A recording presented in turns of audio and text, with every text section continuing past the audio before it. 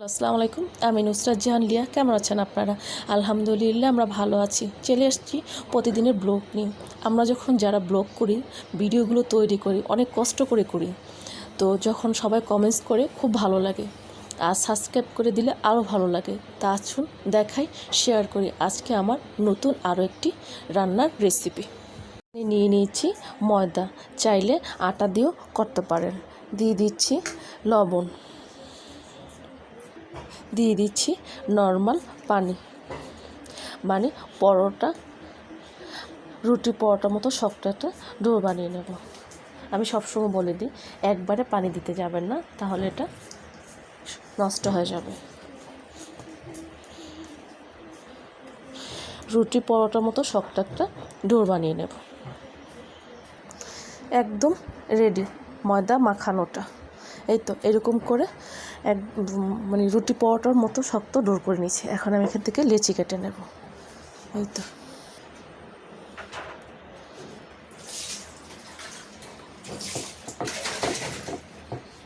এই তো হয়ে গেছে। এইরকম পাতলা পাতলা করে রুটি বেলে নিতে হবে। আমি আরও কয়েকটা রুটি বেলে নেব।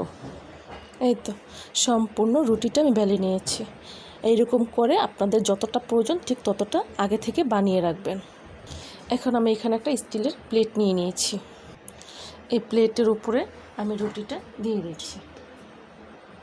এইরকম করে রুটিটা আমি সম্পূর্ণটা বিছিয়ে দিয়েছি। দিয়ে দিচ্ছি এর মধ্যে একটা ডিম। একটা আস্ত ডিম আমি ভেঙে দিয়েছি। দিয়ে দিচ্ছি পেঁয়াজ,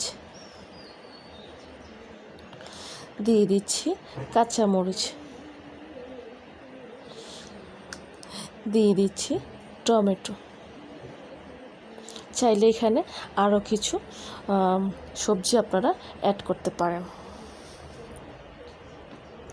দিয়ে দিচ্ছি খাবারের লবণ। এখন আমি এর উপরে আরও একটা রুটি দিয়ে দেব।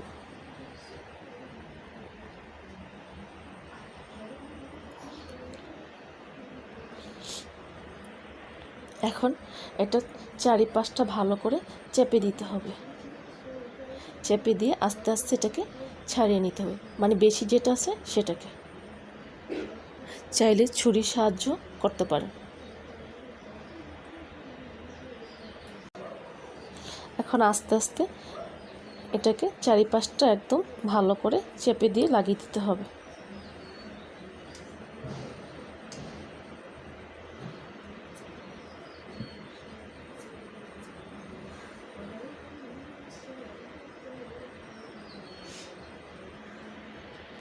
এই তো সম্পূর্ণটা হয়ে গেছে। ভালো মতো চারিপাশটা কিন্তু চেপে চেপে দিতে হবে। আপনারা চাইলে এভাবে আস্তটাই ফ্রাই করে মানে তেলের মধ্যে দিতে পারেন, আর যদি না পারেন তাহলে এটাকে আস্তে আস্তে খুলে নিতে হবে। এই তো এটা কিন্তু স্টিলের প্লেট, এজন্য এটা খুলে যাচ্ছে।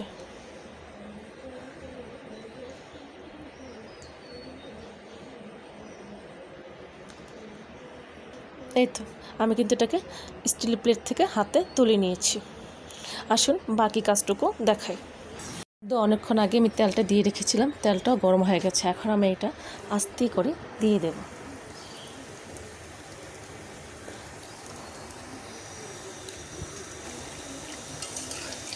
এটা কিন্তু সম্পূর্ণটা ডুবো তেলেই ভাজতে হবে।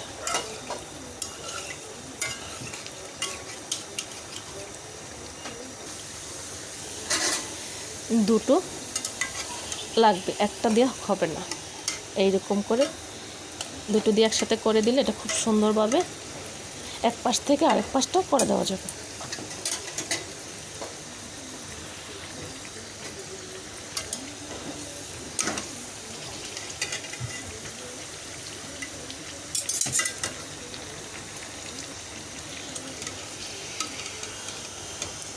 একেবারে হয়ে গেছে। আমি এইরকম করে সবগুলোকে ভেজে নেব।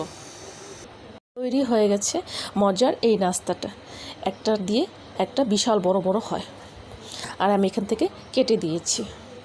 তো আশা করি একটা ডিম দিয়ে এত বড় একটা মজার নাস্তা খেয়ে দেখবেন। আমি এখানে 3টা ডিম নিয়েছি, 3টা হয়েছে। আপনাদের যতগুলো প্রয়োজন হবে ঠিক ততটুকু নিয়ে নেবেন। আশা করি আমার আজকের এই মুখরোচক নাস্তাটা আপনাদের ভীষণ ভালো লাগছে। ভালো লাগলে প্লিজ কমেন্টস করে জানাবেন, সাবস্ক্রাইব করে দিবেন আর আমার পাশে থাকবেন, আমাকে অনেক সাপোর্ট করবেন। আজ এই পর্যন্তই। সব ভালো থাকেন, সুস্থ থাকেন, আবার আসবো। আল্লাহ হাফেজ।